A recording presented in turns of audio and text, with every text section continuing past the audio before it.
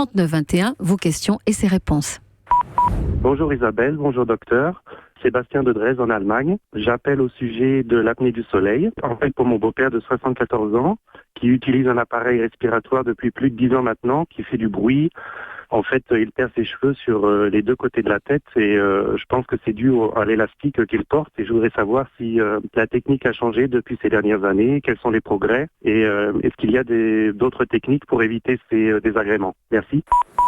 Gérald, Alors, je pense que ça a progressé quand même. Oui, ça a progressé depuis 10 ans. C'est peut-être le moment de le changer, cet appareil. Surtout qu'il y a eu beaucoup de progrès, beaucoup de miniaturisation, beaucoup d'appareils qui sont à la fois moins gros et moins bruyants. Parce que c'est vrai que ça pousse, l'objectif, c'est de pousser de l'air. L'objectif de ces appareils-là, qu'on appelle des CPAP, c'est d'aller ouvrir les voies aériennes. L'apnée du sommeil, on a les voies aériennes qui se ferment. C'est signe de ronflement. Ça va donner des bruits un peu bizarres parce que les voies aériennes sont un peu rétrécies. Et là, l'appareil va pousser de l'air justement pour les maintenir ouvertes. Alors, il n'y a pas que les appareils. Et déjà, pour Sébastien et son beau-père, c'est capital de prendre en charge cette apnée du sommeil parce qu'on sait que c'est un facteur de risque de crise cardiaque, d'hypertension artérielle.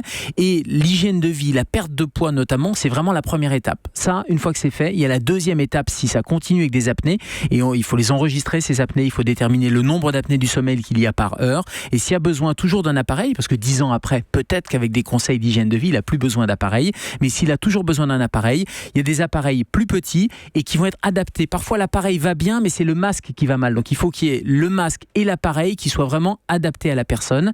Et ce masque, quand il dit qu'il perd ses cheveux, je comprends parce que c'est une espèce d'élastique d'araignée qui vous prend derrière la tête et vous accrochez devant le masque. Et c'est vrai que ça peut, avec le frottement, faire une perte de cheveux. Donc là aussi, le masque est important. Il doit être appliqué sur le nez notamment, de façon à ce que ça ne fasse pas mal et ça soit bien étanche. Donc je conseille vraiment de refaire le point sur cette apnée du sommeil. Et puis il existe des petits dispositifs qu'on trouve. Alors je ne sais pas en Allemagne si on les trouve, mais en France on les trouve. Ils s'appellent des Nastent. Ce sont des petits tuyaux qui se mettent dans le nez qui permettent de maintenir les voies aériennes ouvertes. Et ça pousse pas de l'air, mais ça permet de maintenir le tuyau ouvert tout simplement. 3921, ce n'est pas une question, c'est une réaction de Sylvain de la semaine dernière. Bonjour docteur, c'est Sylvain. Je viens entendre votre réponse et je suis franchement ravi et ça me touche beaucoup. Je vais pouvoir prévenir ma petite femme tout de suite et puis voilà, la rassurer. Je voulais répondre à Isabelle Quenin parce que j'étais assez ému. Oui, en effet, je mesure 1m86 pour 104 kilos, donc oui, je suis un plutôt gros nounours. Je vous remercie d'avoir dit ça m'a vraiment touché. Je vous remercie à tous. Allez, bisous, au revoir. C'est normal Sylvain, j'ai le même à la maison. Souvenez-vous, Gérald, Sylvain nous avait appelé parce que son épouse doit se faire opérer en ambulatoire. Elle rentre le matin, elle ressort l'après-midi, enfin le soir même. Et c'est vrai que Sylvain était un peu inquiet en disant mais est-ce qu'elle va être bien, est-ce qu'on va bien la traiter aussi bien que si elle était restée en hospitalisation? Oui, et je lui ai répondu que c'était plutôt une bonne nouvelle d'être pris en charge en ambulatoire parce que ça voulait dire que toutes les contre-indications, que le geste opératoire, tout était réuni pour que les conditions soient, elle rentre le matin, elle est opérée et elle repart le soir. Et on avait conseillé à Sylvain de prendre éventuellement sa journée le lendemain pour pouvoir s'en occuper. Et je voudrais rebondir parce qu'on s'est occupé de sa petite femme, on va s'occuper maintenant de Sylvain. 1m86, un peu plus de 100 kilos. Ça, il y a peut-être un petit surpoids. Donc Sylvain, la deuxième étape. Et c'est un petit surpoids, c'est pas énorme. C'est un gros nounours comme vous l'aviez dit, oui. Mais justement, il faut, après la chirurgie ambulatoire, après l'intervention de votre épouse, c'est peut-être de se remettre un peu à une activité physique et puis faire attention au régime alimentaire. Non pas pour faire un régime, mais pour rééduquer son alimentation. L'idée, c'est de perdre un poids, d'avoir un poids de forme. On rappelle qu'on peut calculer l'IMC, le fameux indice de masse corporelle. On fait le poids sur la taille au carré. Et si on est entre 20 et 25, on est bien. Si on est entre 25 et 30, et ça, c'est le cas de Sylvain, on est un peu en surpoids. Alors, c'est le moment de manger et c'est le moment de bouger, de manger mieux, de manger moins et de bouger plus. Les gros nounours, on les aime et on les surveille. La dernière question du répondeur. Bonjour docteur, Alice de Rennes. J'ai suivi une intervention pour une calcification de l'épaule en ambulatoire. Je suis rentrée chez moi avec l'épaule immobilisée et handicapée un petit peu.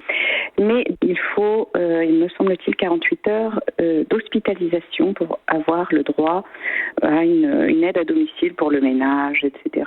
Il faudrait revoir les contrats avec les mutuelles, entre autres. Bonne journée et merci pour votre émission. Au revoir. Gérald. Alors elle a raison Alice, parce que c'est vrai qu'on parle beaucoup d'ambulatoire, le fameux virage ambulatoire, on ferme des lits, vous rentrez à la clinique ou à l'hôpital, vous ressortez le jour même, etc. Donc ça c'est merveilleux quand on peut ressortir le jour même, et quand à la maison il y a quelqu'un qui peut s'occuper de vous, quand en plus vous avez la chance d'avoir un infirmier ou une infirmière libérale ou un médecin traitant qui prend le relais, c'est formidable. Sauf que très souvent on met un peu, si je voulais être un peu trivial, la charrue avant les bœufs, c'est-à-dire qu'on ferme un peu les lits, et puis on dit aux gens, vous êtes opéré en ambulatoire, et hop, coup de pied aux fesses, vous ressortez chez vous, que ça soit prévu ou pas prévu. Donc cette charrue avant les bœufs, ça serait bien d'arrêter un petit peu de fermer des lits, de faire de l'ambulatoire quand c'est possible, d'avoir des mutuelles qui effectivement s'adaptent et leur laisser le temps de s'adapter en termes de contrat de prise en charge, et puis laisser le réseau ambulatoire, les collègues infirmiers, aides-soignants, médecins libéraux, pour pouvoir s'organiser, pour pouvoir prendre en charge cette sortie de l'ambulatoire, parce que sinon, qu'est-ce qui se passe ? Les gens sortent un peu, se retrouvent à la maison, alors c'est géré comme ils peuvent, s'ils ont la chance d'avoir de l'entourage, de la famille, c'est la famille qui va prendre en charge ce qui était fait à l'hôpital ou à la clinique.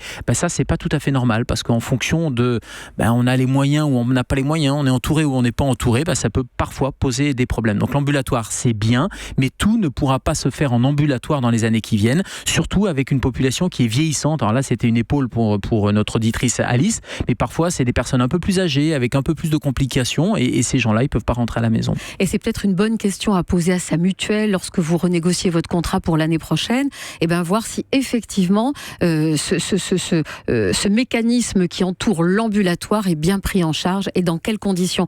Vos questions tous les jours sur le répondeur santé, vous appelez le 39 21, 50 centimes d'euros la minute. Et puis bien sûr dans les émissions qui suivent, le docteur Kierzek vous répond dans un instant. On va parler avec Philippe Ménard qui a choisi de faire de sa vie un combat pour la prévention et l'information des risques d'AVC. C'est juste après Supertramp. Europe.